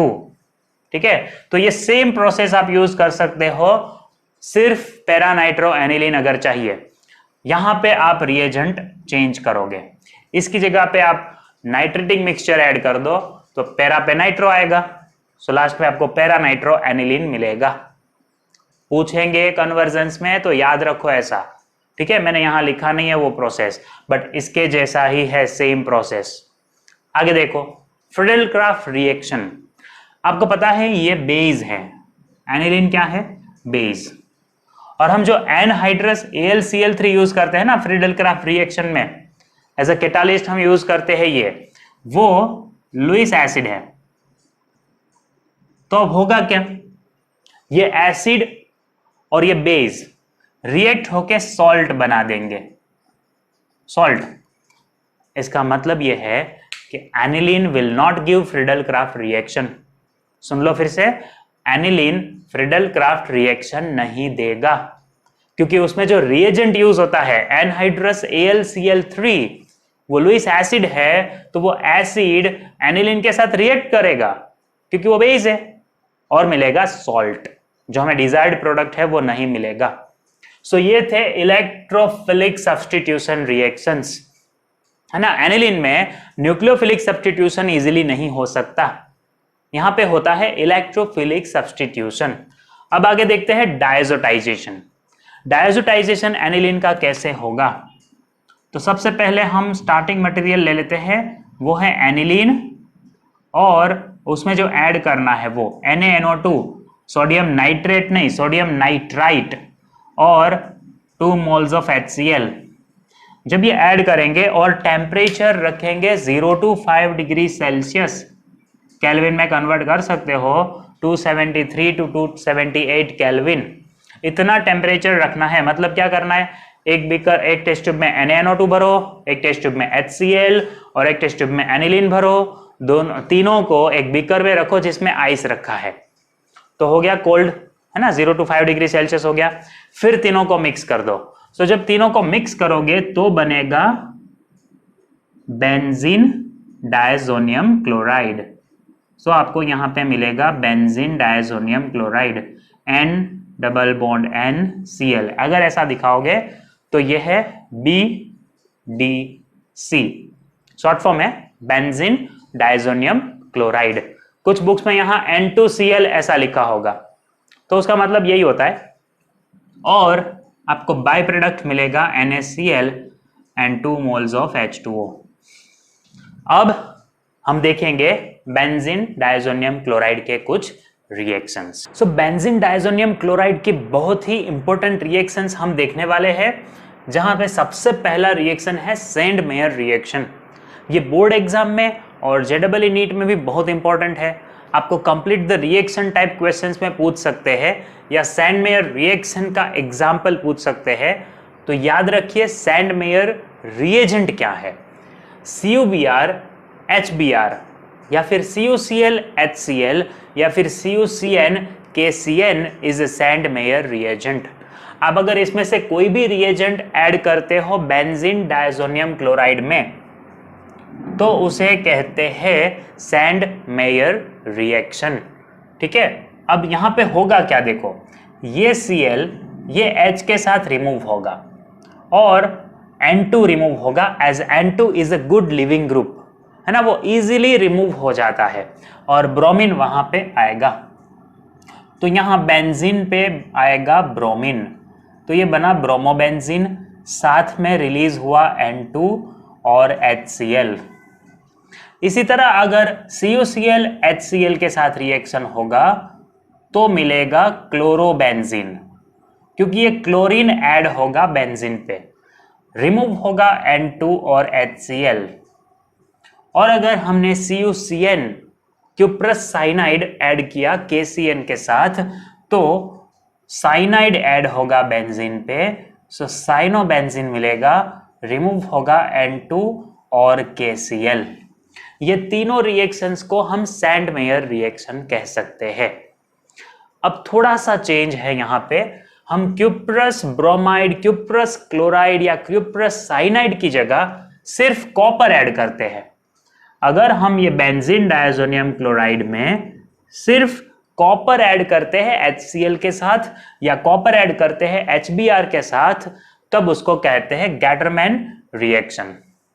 अब ये कैसे होगा, देखो, इसमें भी N2 और HCl होगा बाय प्रोडक्ट, CuCl सॉरी, इसमें ये N2 रिमूव होगा, एक Cl ऐड होगा बेंजीन में जब HCl ऐड किया है, सो N2 हो गया दूर, but here this by product will be CuCl, ठीक है। सिमिलरली जब कॉपर ऐड किया है HBr के साथ, तब रिएक्शन होगा कुछ इस तरह से, ये ब्रोमीन बनेगा और बाय प्रोडक्ट होगा N2 एंड CuCl। ये समझना बहुत जरूरी है, ठीक है। सो क्लोरोबेंजीन, ब्रोमोबेंजीन, साइनोबेंजीन आप इस तरह से बना सकते हो। अब आगे अगर ये बेंजीन डायजोनियम क्लोराइड का और रिएक्शन देखें, सो डाई फॉर्मेशन में भी ये यूज होता है। कैसे? अगर उसका रिएक्शन होता है फिनॉल के साथ एसिडिक मीडियम में, जब पीएच एसिडिक मीडियम होना चाहिए, मतलब वो फिनॉल एसिडिक है, ठीक है। लेकिन रिएक्शन करने के लिए पीएच भी आप देख लो, सो पीएच 9 to 10 है, मतलब ओवरऑल सॉल्यूशन जो है बेसिक रखना है। फिनॉल का नेचर कैसा है, एसिडिक है, ठीक है, लेकिन जो रिएक्शन है वो बेसिक मीडियम में होगा, तब आपको डाई मिलेगा और कोल्ड सॉल्यूशन होना चाहिए। तो देखो क्या रिएक्शन होगा, ये बेंजीन पे जो N2 है वो एक्चुअली ऐसा होता है N डबल बॉन्ड N, वो ये फिनॉल के पैरा पोजीशन पे अटैच हो जाएगा, पैरा पोजीशन पे वो अटैच होगा और यहां पे OH है। सो आप इसका नाम लिख सकते हो para hydroxy azobenzene, para hydroxy azobenzene. जब बेंजीन डायजोनियम क्लोराइड रिएक्ट करेगा फिनॉल के साथ तो ये बनेगा और ये ऑरेंज कलर का डाई है, दिस इज ऑरेंज डाई, ठीक है। अब आगे अगर ये बेंजीन डायजोनियम क्लोराइड का रिएक्शन एनिलीन के साथ होता है, ओवरऑल जो सॉल्यूशन है वो बेसिक रखना है, तो फिर से आप ऐसा रखोगे, ये बेंजीन पे N डबल बॉन्ड N, ठीक है, ये अटैच हो जाएगा पैरा पोजीशन पे, पैरा पोजीशन पे अटैच होगा एनिलीन के, तो इस तरह से हमें मिलेगा ये, ठीक है। अब ये नाम इसका क्या लिखोगे आप देखो, जैसे ये पैरा हाइड्रोक्सी लिखा हमने, तो यहां पे पैरा एमिनो लिखेंगे, है ना, ये जो बन रहा है इसका नाम लिखना है, तो पैरा एमिनो एजोबेंजीन। कलर कैसा होगा इसका, ये तो ऑरेंज डाई था, इसमें से जब पैरा हाइड्रोक्सी एजोबेंजीन बना तो वो ऑरेंज डाई था, लेकिन जब ये बेंजीन डायजोनियम क्लोराइड एनिलीन के साथ रिएक्ट होगा तो ये जो कलर बनेगा वो है yellow, it is of yellow colour, yellow dye. Red azo dye भी बना सकते हो आप, अल्फा नेफ्थोल ले लो, बीटा नेफ्थोल ले लो, ठीक है, उसके साथ अगर रिएक्शन कराओ तो आप रेड एजो डाई भी बना सकते हो। तो डाई फॉर्मेशन बहुत सिंपल है, it is used to check whether you are given aniline और नॉट, है ना, एनिलीन का कंफर्मेशन टेस्ट भी आप ऐसे कर सकते हो। अब आगे देखते हैं कुछ और रिएक्शंस है, जैसे कंफ्यूजन होता है, जैसे क्लोरोबेंजीन ब्रोमोबेंजीन बन सकता है सैंडमेयर रिएक्शन से, क्या आयोडोबेंजीन बन सकता है, क्या फ्लोरोबेंजीन बन सकता है, सो वो यहां से नहीं बनेगा, उसके लिए हमें चाहिए पोटेशियम आयोडाइड। अगर पोटेशियम आयोडाइड ऐड करते हैं तो KCl और N2 रिमूव होगा और बेंजीन पे आएगा नाइट्रोबेंजीन, सॉरी कौन आएगा, आयोडोबेंजीन। नाइट्रो कहां से आ गया इसमें भाई, आयोडीन ऐड कर रहे हो ना, तो बेंजीन में आयोडीन आ जाएगा, आयोडोबेंजीन बनेगा। अगर HBF4 ऐड करते हो तो N2 दूर होगा, HCl दूर होगा और एक फ्लोरीन आ जाएगा बेंजीन पे। थोड़ा कॉम्प्लेक्स रिएक्शन है, हमें इतना याद रखना है, HBF4 ऐड करोगे तो फ्लोरीन आएगा, ठीक है, फ्लोरोबेंजीन बनेगा। अगर रिएक्शन देखो H2O के साथ जब रिएक्शन होगा सो इसमें भी N2 रिलीज होगा, HCl रिलीज होगा, H के साथ बचेगा OH, बेंजीन पे आएगा OH। भाई बेंजीन पे OH आता है तो उसको कहते हैं फिनॉल। सो इस तरह आयोडोबेंजीन, फ्लोरोबेंजीन, फिनॉल हम बना सकते हैं। क्या बेंजीन डायजोनियम क्लोराइड में से बेंजीन बन सकता है, तो उसके लिए भी हमारे पास दो रिएक्शन है। देखो एक रिएक्शन है हाइपोफॉस्फरस एसिड के साथ, क्यूप्रस सॉल्ट लेना है, CuCl, CuBr ऐसा कोई भी क्यूप्रस सॉल्ट लेना है और हाइपोफॉस्फरस एसिड के साथ रिएक्शन कराओगे तो मिलेगा बेंजीन, C6H6 बेंजीन मिलेगा। साथ में क्या क्या रिमूव होगा देखो, N2 as a gas release होगा, H3PO2 बन जाएगा H3PO3। कैसे, इसमें से एक ऑक्सीजन इसके साथ रिएक्ट हुआ, अच्छा एक हाइड्रोजन बेंजीन पे गया, एक हाइड्रोजन क्या करेगा, HCl बनाएगा। अब आप बोलोगे सर ये Cl कहाँ से आया, तो ये रहा देखो, बेंजीन डायजोनियम क्लोराइड में जो Cl है वो ये H के साथ गया, ठीक है। रिएक्शन को समझो, बाइट प्रोडक्ट कौन कौन से बनेंगे वो भी समझो। अब अल्कोहल इथेनॉल के साथ रिएक्शन होगा तो भी बन सकता है बेंजीन, बेंजीन तो बन जाएगा लेकिन कैसे बनेगा, ठीक है। तो यहां पे भी आपको बाय प्रोडक्ट लिखने पड़ेंगे। पहला बाय प्रोडक्ट लिख दो N2, है ना, एज अ गैस। दूसरा बाय प्रोडक्ट लिख दो ये H और ये Cl मतलब HCl। तो तीसरा बाय प्रोडक्ट लिख दो CH3CHO। This alcohol will convert into aldehyde. तो ये बेंजीन डायजोनियम क्लोराइड की कुछ रिएक्शंस थी याद रखिए, रिएक्शंस को लर्न करो, कन्वर्जन्स में आपको पूछ सकते हैं, बहुत ही इंपॉर्टेंट है। यहां पे एमाइंस के केमिकल रिएक्शंस खत्म होते हैं। अब एमाइंस में से या तो आप किसी भी दूसरे कंपाउंड में से साइनाइड, आइसोसाइनाइड या नाइट्रो कंपाउंड भी बना सकते हो। सो हमारा जो आगे का डिस्कशन है वो ये कंपाउंड पे है। सो सबसे पहले हम देखते हैं साइनाइड कैसे बनता है। साइनाइड के लिए हम अल्काइल हैलाइड ले सकते हैं या एमाइड ले सकते हैं, जिसमें से हम साइनाइड बना सकते हैं। तो सबसे पहले लेते हैं अल्काइल हैलाइड। अल्काइल हैलाइड का रिएक्शन अगर पोटेशियम साइनाइड के साथ करेंगे तो अल्काइल साइनाइड बन सकता है। कैसे, देखिए, ये K और ये Cl as a KCl remove हो जाएंगे, तो CH3CH2 अटैच हो जाएगा साइनाइड के साथ। ठीक है, तो यहाँ पे बना इथाइल साइनाइड, इसका नाम आप लिख सकते हो इथाइल साइनाइड। गलती करते हैं, यहाँ पे 2 कार्बन है इसलिए इथाइल लिखा है, याद रखिएगा, प्रोपाइल साइनाइड नहीं लिखना है। ये CN में से जो कार्बन है वो साइनाइड में इंक्लूड हुआ है। अगर आपको ये इंक्लूड नहीं करना है, इस तरह से प्रोपेन लिखना है, तो ये इसका IUPAC नेम है प्रोपेन नाइट्राइल। इथाइल साइनाइड और प्रोपेन नाइट्राइल दोनों एक ही मॉलिक्यूल है, याद रखिए। इसका IUPAC नेम अगर लिखना है तो ये उसका IUPAC नेम है। सो एग्जाम में कभी प्रोपेन नाइट्राइल का रिएक्शन पूछा या उसका प्रिपरेशन पूछा तो समझ लेना है वो बनेगा इथाइल क्लोराइड में से, जब उसका रिएक्शन KCN के साथ होता है। आगे देखते हैं एमाइड का रिएक्शन। एमाइड का रिएक्शन अगर हम किसके साथ करें, P2O5 के साथ। सो P2O5 के साथ जब एमाइन का रिएक्शन होगा तो ये H2 और ये O रिमूव होगा एज अ वाटर मॉलिक्यूल और प्रोडक्ट बनेगा CH3CN।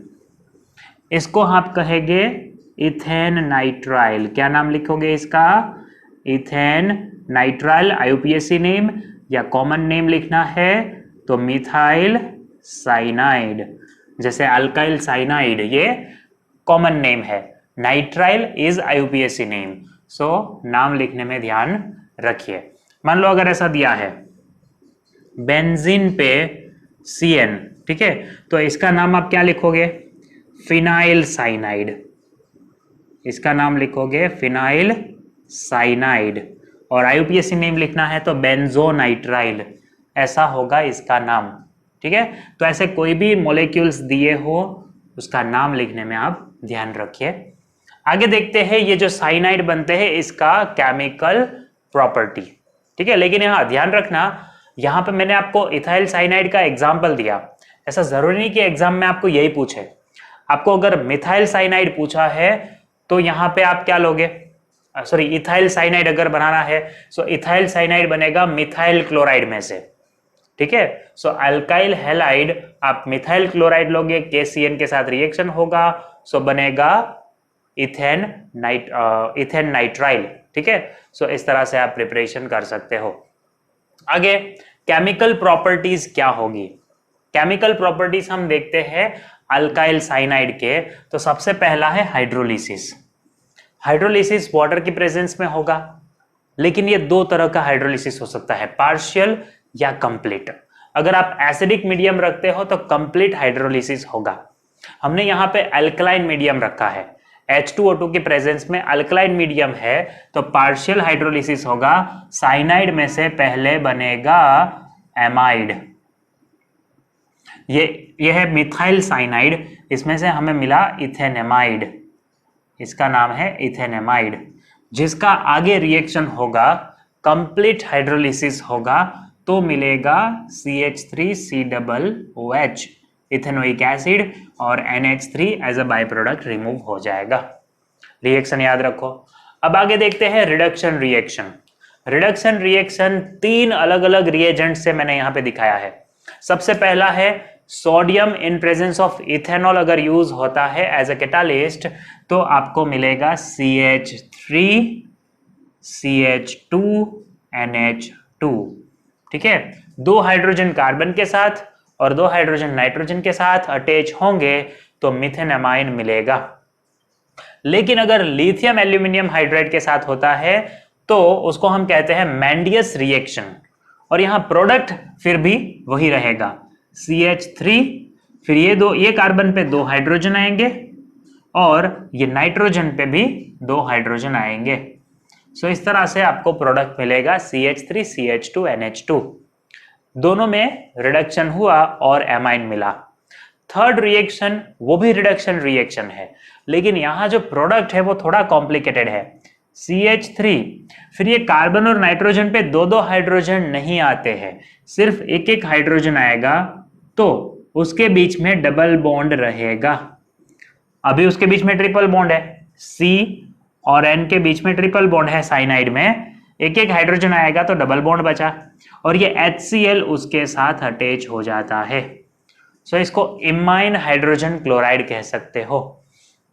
जिसका आगे हाइड्रोलिसिस होगा तो ये CH3CH ये ऑक्सीजन के साथ क्या बनाएंगे, बोलो, इथेनॉल। ये CH3CH डबल बॉन्ड यहां से टूट जाएगा और ये ऑक्सीजन के साथ एल्डिहाइड बनेगा। एज अ बाय प्रोडक्ट आपको मिलेगा NH, एक और H, यहां से 2 H, मतलब NH4 और ये Cl। This is by product. NH4Cl is a by product, ethanol is main product. ठीक है, अब आगे देखते हैं reaction with Grignard reagent. Grignard reagent के साथ रिएक्शन होगा अगर किसी साइनाइड का, तो प्रोडक्ट देखिए कैसे मिलेगा। पहले आप लिख दो CH3, फिर C, फिर ये कार्बन साइनाइड के कार्बन के साथ अटैच होगा। सो यहां पे एक और CH3 लिख देता हूं मैं। अब कार्बन और नाइट्रोजन के बीच में साइनाइड में ट्रिपल बॉन्ड होता है, तो ये CH3 यहां अटैच हुआ, मतलब एक बॉन्ड टूटेगा, सो बचेगा डबल बॉन्ड, फिर उसके साथ अटैच होगा MgBr, ये हो गया MgBr। अब इसका होगा हाइड्रोलिसिस, वाटर के साथ जब इसका रिएक्शन होगा तो ये बॉन्ड टूटेगा। जब ये बॉन्ड टूटेगा तो वहां पे आएगा ऑक्सीजन, तो ऑक्सीजन आने से बनेगा क्या, CH3C double bond O CH3 ketone, that is acetone. यहां पे हमने मिथाइल लिया है, इसमें भी मिथाइल है, इसलिए एसीटोन मिला। कोई एक अगर बेंजीन ले लिया तो एसिटोफिनोन बन जाएगा। तो ऐसे प्रोडक्ट चेंज हो सकता है। ये NH2 MgBr as a by product remove होगा। सो ये थे अल्काइल साइनाइड के प्रिपरेशन वाले रिएक्शंस और उसके केमिकल प्रॉपर्टीज लर्न करो, यहां से भी क्वेश्चंस बन सकते हैं। सो अब हम देखते हैं chemical preparations and reactions of alkyl isocyanide.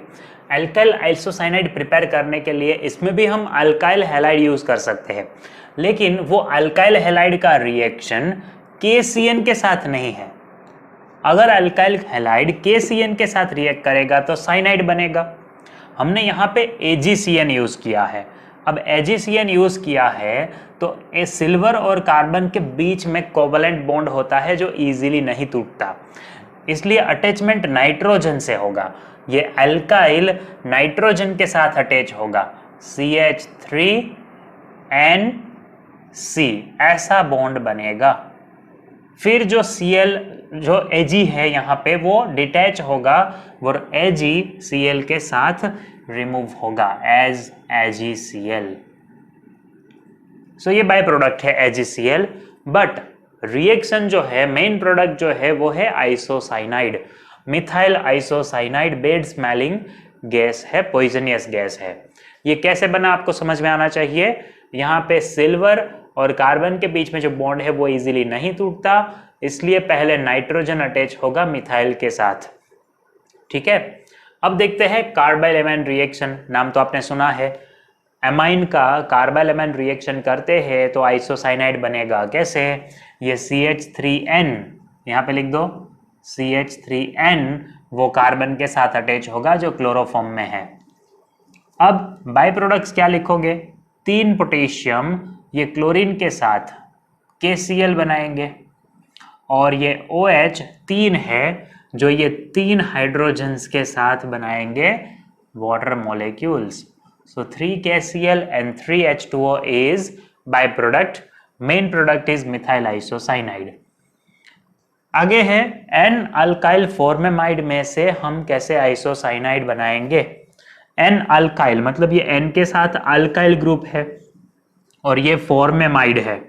अब जब इसमें हम POCl3 ऐड करेंगे इन प्रेजेंस ऑफ pyridine तो वाटर मॉलिक्यूल रिमूव होगा, HO और ये H, ये तीनों as a water molecule remove होंगे तो मिलेगा RNC, methyl alkyl isocyanide. R अगर मिथाइल है तो आप लिखोगे methyl isocyanide. It can be ethyl, propyl, it can be benzene, जरूरी नहीं है कि वहां पे आप मिथाइल लिखो। ठीक है, आगे देखते हैं। ये हमने देखा केमिकल प्रिपरेशंस, अब देखते हैं उसके केमिकल प्रॉपर्टीज। तो आइसोसाइनाइड जनरली जब वाटर के साथ रिएक्ट होता है तो यहां से जो बॉन्ड है नाइट्रोजन और कार्बन के बीच में वो टूट जाता है। सो पहला प्रोडक्ट मिलता है एमाइन CH3NH2। अगर यहाँ R है तो आप RNH2 लिखो, अभी CH3 लिखा है तो CH3NH2 मिथेनेमाइन इज मेन प्रोडक्ट, और ये एक कार्बन हाइड्रोलिसिस होगा उसका तो वो बनेगा फॉर्मिक एसिड। ये कार्बन में से मिलेगा फॉर्मिक एसिड, मेन प्रोडक्ट है हमारा मिथेनेमाइन।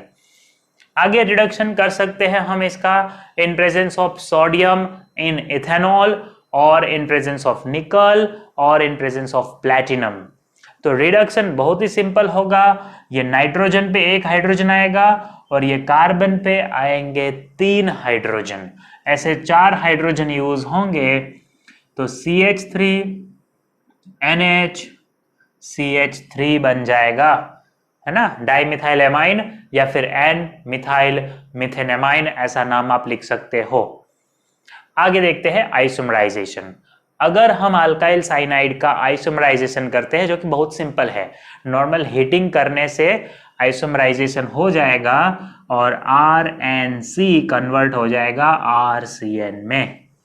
ये है मिथाइल अल्काइल आइसोसाइनाइड, ये हो गया अल्काइल साइनाइड।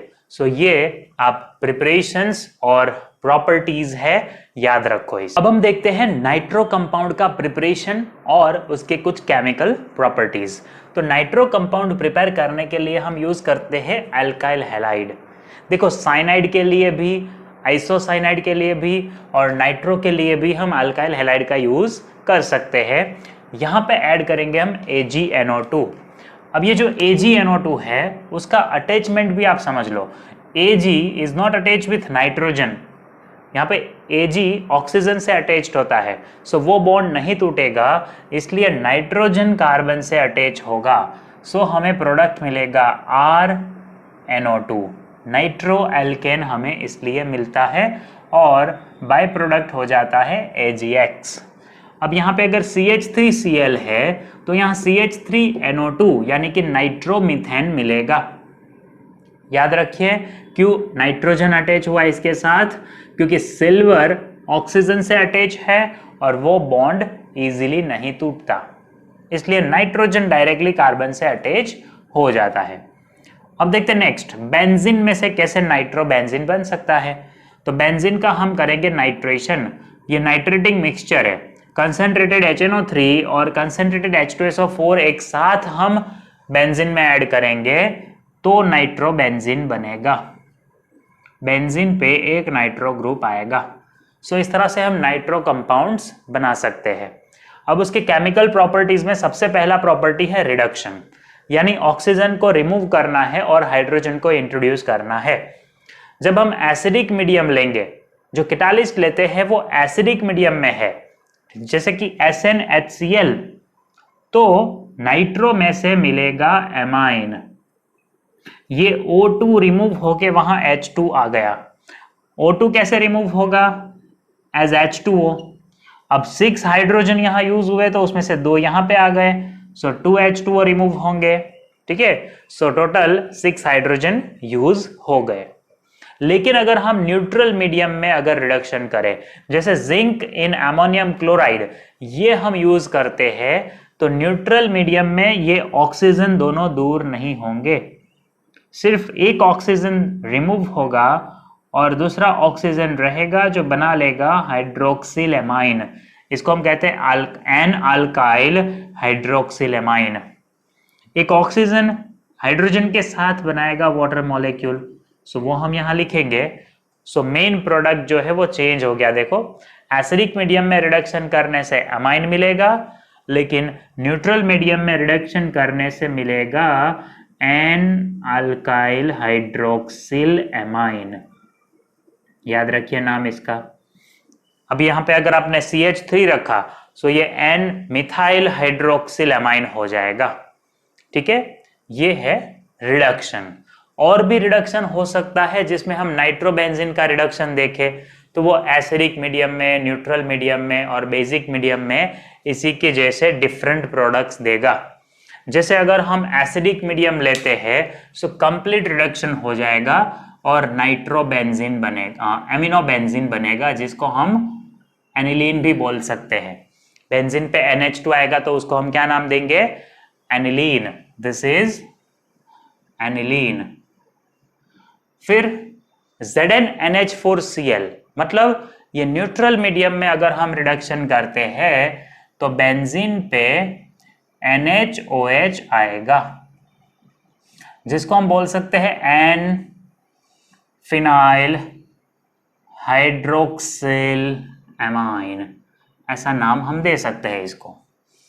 और लास्ट है जिंक NaOH, मतलब ये बेसिक मीडियम, अल्कलाइन मीडियम में हम रिडक्शन करना चाहते हैं तो प्रोडक्ट होगा एजोबेंजीन। इसका नाम है एजोबेंजीन।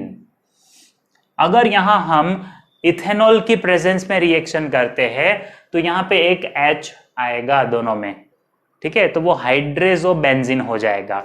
अगर यहां आप NaOH के साथ इथेनॉल भी रखोगे तो हाइड्रेजोबेंजीन बनेगा। तो ऐसे प्रोडक्ट्स चेंज होते रहते हैं जब आप मीडियम चेंज करते हो। नेक्स्ट रिएक्शन देखते हैं HNO2 के साथ। लेकिन HNO2 के साथ जो रिएक्शन है वो प्राइमरी, सेकेंडरी और टर्सरी का डिफरेंट है। जैसे प्राइमरी एमाइन में हमारे पास अल्फा कार्बन पे 2 हाइड्रोजन है, so when it react with HNO2, तो HNO2 को मैंने थोड़ा डिफरेंटली दिखा है, देखो। सो ये दोनों हाइड्रोजन जो अल्फा कार्बन पे है वो ये ऑक्सीजन के साथ as a water molecule remove होंगे। जो सर्कल किया है वो ध्यान रखो, ठीक है। अब बाकी का जो है वो कैसे रिएक्ट होगा? CH3C NO2 को ऊपर दिखा दो, यहां पे नीचे भी दिखा सकते हो, बट क्यों ऐसा कर रहे हैं? क्योंकि ये कार्बन जो बचा वो ये नाइट्रोजन के साथ बॉन्ड बनाएगा, ठीक है। इस तरह से जो प्रोडक्ट मिला उसको कहते हैं नाइट्रोलिक एसिड। ये बना नाइट्रोलिक एसिड, जिसका आगे NaOH के साथ रिएक्शन कराने से मिलेगा सॉल्ट।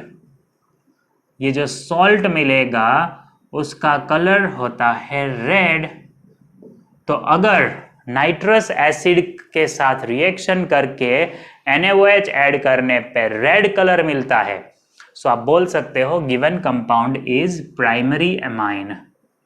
आपको जो कंपाउंड दिया है वो प्राइमरी एमाइन है, ऐसा आप बोल सकते हो। लेकिन अगर सेकेंडरी एमाइन है तो ये सेम नाइट्रस एसिड को मैं अभी ऐसे लिख रहा हूं, मतलब इसको उल्टा कर दिया। क्यों ऐसा? अब इसमें से OH जाएगा और यहां से H जाएगा, लेकिन वाटर मॉलिक्यूल तो बनेगा ही। पहले ऑक्सीजन और H2 से बना, अब OH और H से बनेगा वाटर मॉलिक्यूल। बाकी का जो है बॉन्डिंग दिखा दो। CH3 ट्वाइस, मतलब ये सेकेंडरी है। फिर कार्बन, उसके साथ ये आपने दिखा दिया NO2, और ये नाइट्रोजन का अटैचमेंट आएगा यहां पे ऐसे, ठीक है। अब इसका रिएक्शन अगर NaOH के साथ करोगे तो रेड कलर नहीं आएगा, इंस्टेड ब्लू कलर मिलेगा आपको, ठीक है। तो ब्लू कलर आता है अगर, तो आप बोल सकते हो नाइट्रो कंपाउंड जो आपको दिया है, अच्छा यहाँ पे एमाइन क्यों लिख दिया? प्राइमरी नाइट्रो है ना, ये प्राइमरी नाइट्रो है। नाइट्रो का रिएक्शन देख रहे हैं ना हम, नाइट्रो कंपाउंड है। सो ये प्राइमरी नाइट्रो था, तो ये हो गया सेकेंडरी नाइट्रो। कैसे याद रखोगे? नाइट्रस एसिड के साथ रिएक्शन हुआ, फिर NaOH के साथ रिएक्शन होने से अगर रेड कलर मिला तो प्राइमरी नाइट्रो कंपाउंड है, और NaOH के साथ रिएक्शन होने से अगर ब्लू कलर मिला तो आपको जो नाइट्रो कंपाउंड दिया है वो सेकेंडरी नाइट्रो होगा। अगर वो प्राइमरी भी नहीं है, सेकेंडरी भी नहीं है और टर्शरी है, नहीं लिखा मैंने यहाँ पे, अगर वो टर्शरी है तो याद रखिए tertiary will not give reaction, है ना, टर्शरी में ये रिएक्शन नहीं होगा, नाइट्रस एसिड के साथ रिएक्ट नहीं करेगा। तो ऐसे आप डिस्टिंग्विश कर सकते हो। अब देखते हैं लास्ट रिएक्शन, इलेक्ट्रोफिलिक सब्स्टिट्यूशन। सो यहाँ पे जो नाइट्रोबेंजीन है वो नाइट्रेशन उसका हम इजीली कर सकते हैं। कैसे? फ्यूमिंग HNO3 ऐड करके। सो वो सिर्फ मेटा डायरेक्टिंग है, इसलिए मेटा पोजीशन पे एक नाइट्रो ग्रुप इंट्रोड्यूस होगा।